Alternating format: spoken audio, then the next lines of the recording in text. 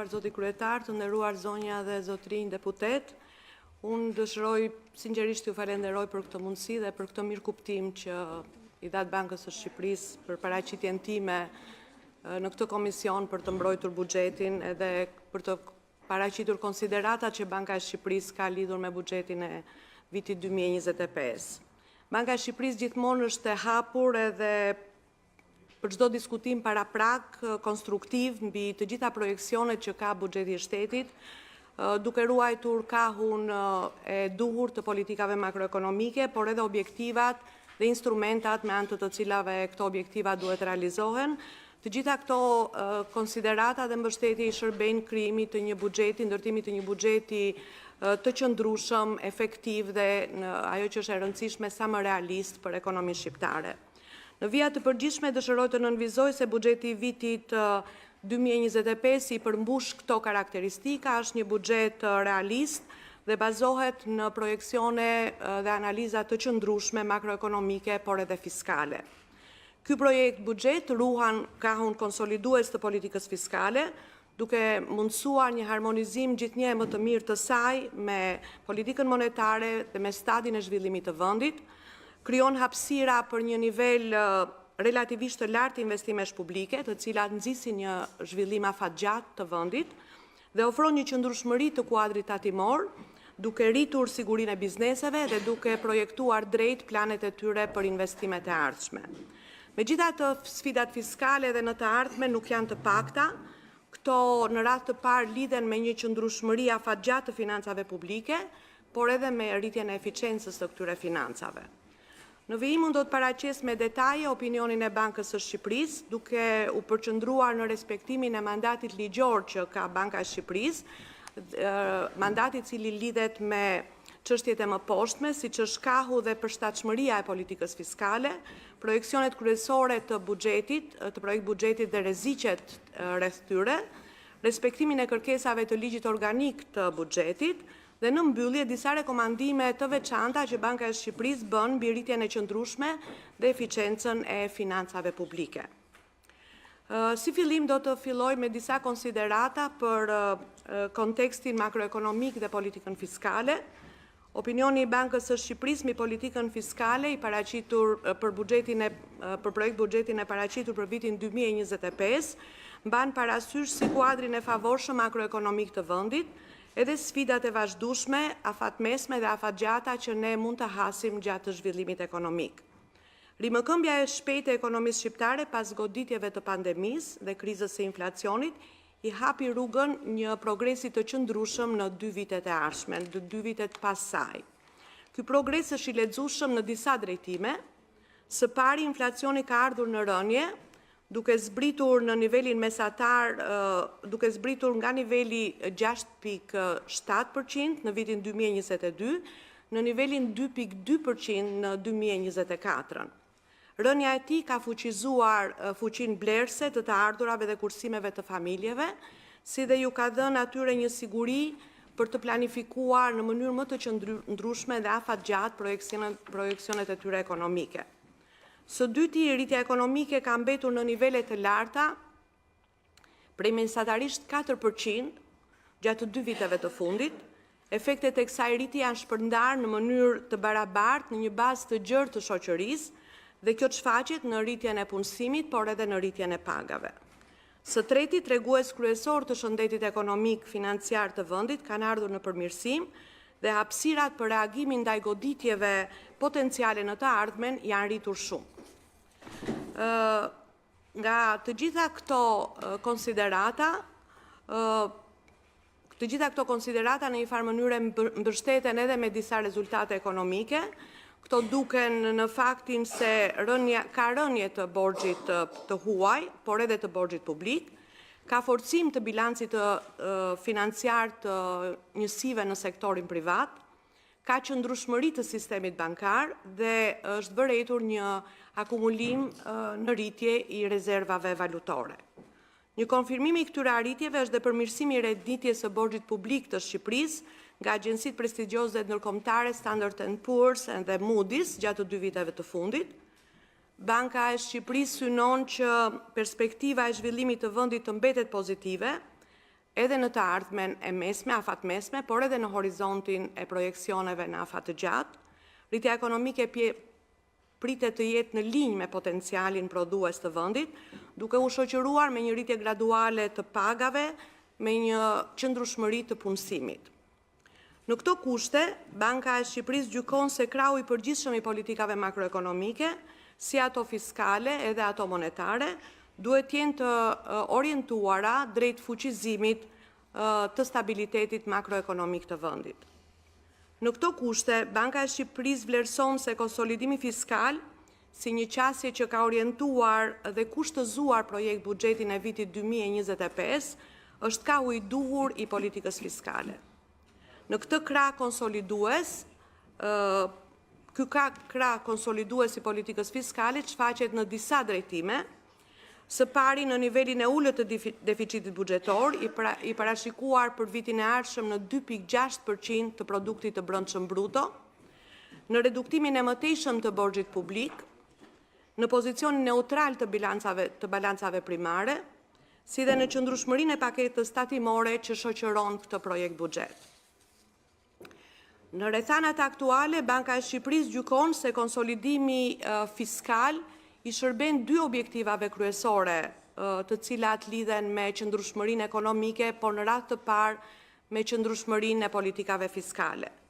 Nga njëra anë, kjo qëndrueshmëri duket në harmonizimin e kushteve të përgjithshme financiare në vend, të cilat janë stimuluese, duke krijuar hapësira më të mëdha për huamarrjen dhe një zhvillim më të gjerë të sektorit privat. Nga ana tjetër, konsolidimi fiskal ul rreziqet afatgjata fiskale, ul kostot e financimit të sektorit publik, por edhe ati privat, si dhe rrit hapësirat fiskale për përballimin e goditjeve të paparashikuara në të ardhmen. Në këto kushte, Banka e Shqipërisë vlerëson edhe faktin se projekt buxheti i 2025-s ruan në territor pozitiv dy parametra të rëndësishëm makroekonomik të financave publike, që është bilanca primare dhe balanca korrente. Balanca primare e projektuar mbetet në një nivel të ulët pozitiv, gjë që pasqyron kontribut të drejt për drejt politikës fiskale, që rrjedh nga ulja e borxhit publik dhe i shërben qëndrueshmërisë në të ardhmen.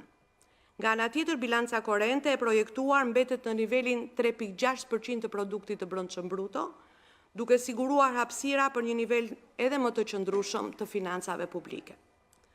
Këto të fundit parashikohen që të shënojnë nivelin 6.2% të produktit të brendshëm bruto, duke mundësuar zgjerimin e infrastrukturës publike dhe duke nxitur më tej dhe më shpejt qëndrueshmërinë e ekonomisë në afat të gjatë. Të nderuar zonja dhe zotrinj deputet, në vijim të fjalës time, unë do të ndalim në disa projekcione fiskale për vitin 2025 dhe disa rreziqe që lidhen me to. Banka e Shqipërisë konstaton se projekcionet e treguesve kryesor ekonomik dhe fiskal, në të cilët bazohet buxheti i paraqitur, janë të vendosura në një frymë prudence. Ato pasqyrojnë një kuadër projekcionesh makroekonomike, të cilat në vija të përgjithshme janë të afërta me të gjitha projekcionet që ka bërë Banka e Shqipërisë. Konkretisht, projekt buxheti i vitit 2025 bazohet në projekcionet për një rritje reale të aktivitetit ekonomik 3.9% dhe një nivel inflacioni prej 3% në vitin e ardhshëm. Mbi bazën e këtyre supozimeve, niveli projektuar për të ardhurat është 754.6 miliard lek, i vlerësuar rreth 28.8% i produktit të brendshëm bruto dhe me një rritje 5.7% nga vlera e pritur i këtij treguesi për vitin 2024. Në mungesë të masave të reja tatimore, rritja e të ardhurave publike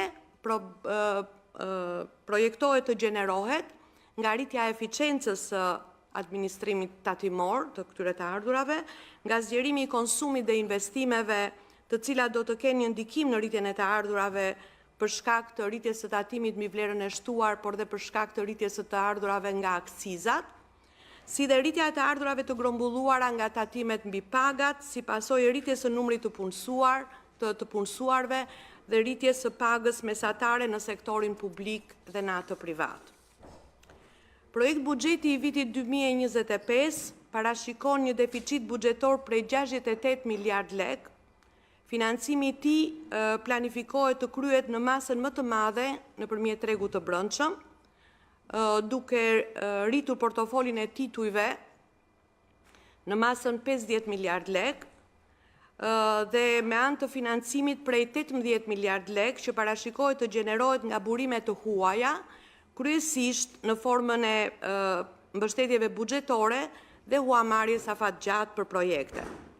Gjithashtu, projekt buxheti i vitit 2025 parashikon edhe emetimin e një eurobondi të ri, i cili parashikohet të jetë në masën 600 milion euro, të cilat do të shërbejnë rifinancimit të stokut ekzistues të borxhit të huaj, i cili maturohet në vitin e ardhshëm.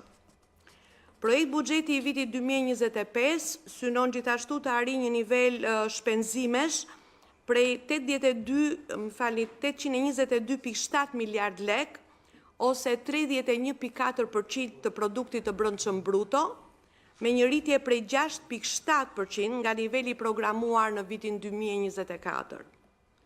Rritja e shpenzimeve projektohet që të parashikohet që të mbuloj rritjen e pagave në sektorin publik, në kuadër të reformës së ndërmarrë në 2 vitet e fundit, si dhe zgjerimit të investimeve publike.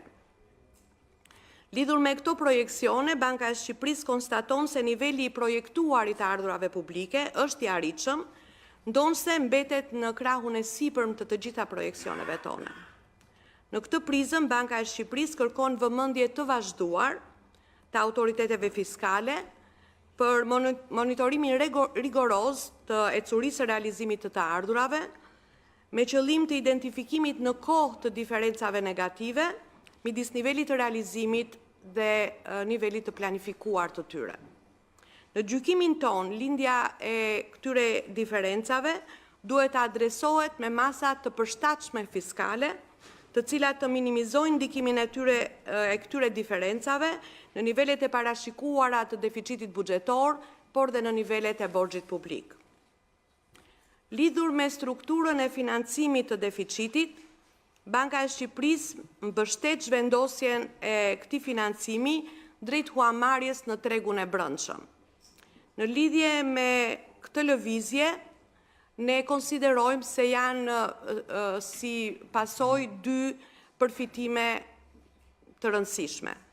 Nga njëra anë, kjo lëvizje do të ulë borxhin e huaj, edhe atë të denominuari në valutë, duke mënjanuar ekspozimin e borxhit publik jo vetëm ndaj luhatjeve të interesit të investitorëve të huaj, por edhe ndaj luhatjeve të pafavorshme të kursit të këmbimit. Nga ana tjetër, kjo krijon një nxitje për zhvillimin e mëtejshëm edhe të tregut të brendshëm. Banka e Shqipërisë gjykon se tregu i brendshëm financiar mund të akomodojë nivelet planifikuara të huamarrjes së qeverisë, pa reduktuar aftësinë e sektorit privat bankar për të kredituar të gjithë sektorët e ekonomisë.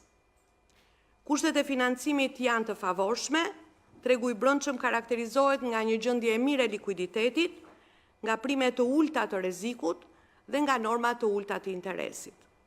Në këtë kontekst, nevojat për financim të deficitit në tregun e brendshëm me rreth 50 miliard lek, nivelin ngjashëm me ato të priturat për vitin 2024, pritet të absorbohet nga aktorët e tregut, pa ushtruar presion mbi normat e interesit të borxhit të brendshëm.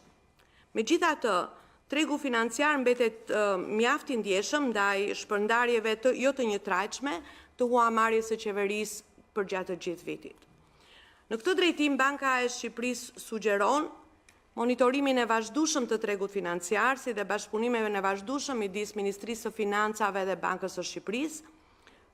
Ky bashkëpunim do të ndihmojë në reduktimin e luhatjeve në tregun financiar dhe në minimizimin e pasojave negative të huamarrjes së qeverisë në tregun e brendshëm. Vazhdimin e përpjekjeve tona gjithashtu për të përmirësuar nga pikpamja strukturore sistemin financiar dhe rritjen e efikasitetit të tregut sekondar të letrave me vlerë. krahas zgjerimit të bazës investitorëve dhe uljes së kostove të financimit, zhvillimi i tregjeve financiare redukton edhe varësinë e ndërsjellët që financat publike kanë nga sektori bankar. Të nderuar deputet, unë do të ndalem shkurtimisht edhe në respektimin e klauzolave të përgjegjshmërisë fiskale të sankcionuara në ligjin organik të buxhetit. Respektimi i kërkesave të ligjit organik të buxhetit, sipas Bankës së Shqipërisë, konstatojmë se projekt buxheti i vitit 2025 është në përputhje me kërkesat ligjore të ligjit organik të buxhetit. Më konkretisht, dispozitat ligjore në këtë ligj kërkojnë mbajtjen e borxhit publik në një trajektore rënëse dhe ruajtjen e vlerave pozitive në balancën primare, planifikimin e investimeve në vlera të larta, më të larta se sa deficiti i përgjithshëm buxhetor, mos përfshirjen e të ardhurave nga privatizimi si një instrument i financimit të deficitit, krijimin e një fondi kontingjence për të përballuar rreziqe potenciale mbi borxhin publik, që vijnë nga luhatjet e normave të interesit dhe nga luhatjet e kurseve të këmbimit. Të gjitha këto dispozita gjejnë pasqyrimin e duhur në projekt buxhetin e vitit 2025. Banka e Shqipërisë vlerëson se tërësia e elementëve të mësipër forcon disiplinën fiskale, krijon premisa të forta për reduktimin e rrezikut dhe përmirëson klimën e investimeve në vend. Në mbyllje do të përmbledh shkurtimisht disa sugjerime që Banka e Shqipërisë bën për këtë buxhet, të cilat në vizionin ton mendojmë se do të ndihmonin në rritjen e qëndrueshmërisë afatgjat, por edhe në efikasitetin e financave publike në vend. Së pari, rritja e qëndrueshmërisë, së pari Banka e Shqipërisë gjykon se financat publike do të vazhdojnë të përballen me një sfidë të dyfisht. Nga një anë ato duhet të gjenerojnë fondet e nevojshme për investime publike, të cilat kanë qenë dhe mbeten esenciale për zgjerimin potencial të sektorit prodhues dhe zhvillimet afatgjat të vendit, por duhet të sigurojë dhe fondet të nevojshme për mbështetjen e programeve sociale, të cilat janë një mbështetje e rëndësishme dhe një ndihmë për të gjitha shtresat në nevojë. Nga ana tjetër, financat publike duhet kujdesen për një qëndrueshmëri afatgjat të shëndetit të tyre. Dhe kjo në fakt kufizon hapësirat për deficit dhe huamarrje.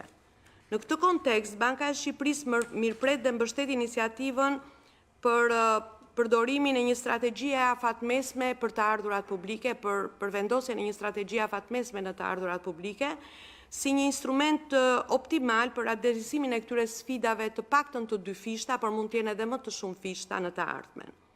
Kjo strategji duhet të synojë reduktimin e informalitetit dhe evazionit fiskal, të cilat kanë qenë dhe mbeten një problem për financat publike, si dhe të kujdeset për hartimin e një sistemi politika shtatimore të qëndrueshme, të thjeshtë dhe koherente. Për sa i përket partneritetit publik-privat në projekt buxhetin e vitit 2025, në ngjashmëri edhe me vitet e mëparshme, është përcaktuar një tavan i sipër i vëllimit total të projekteve PPP, i cili në këtë buxhet është rreth 28.1% e produktit të brendshëm kombëtar dhe është kufizuar shuma totale e shpenzimeve që do të përballohen nga buxheti deri vetëm në masën 5% të ardhurave tatimore të vitit pararendës. Në këtë kuadër, Banka e Shqipërisë inkurajon projektet për përmirësimin e vazhdueshëm të kapaciteteve profesionale të njësive të cilat administrojnë vlerësimin, kontraktimin dhe monitorimin e këtyre projekteve, sidomos ato projekte të cilat krijojnë edhe detyrime ligjore dhe financiare të cilat lidhen me buxhetin.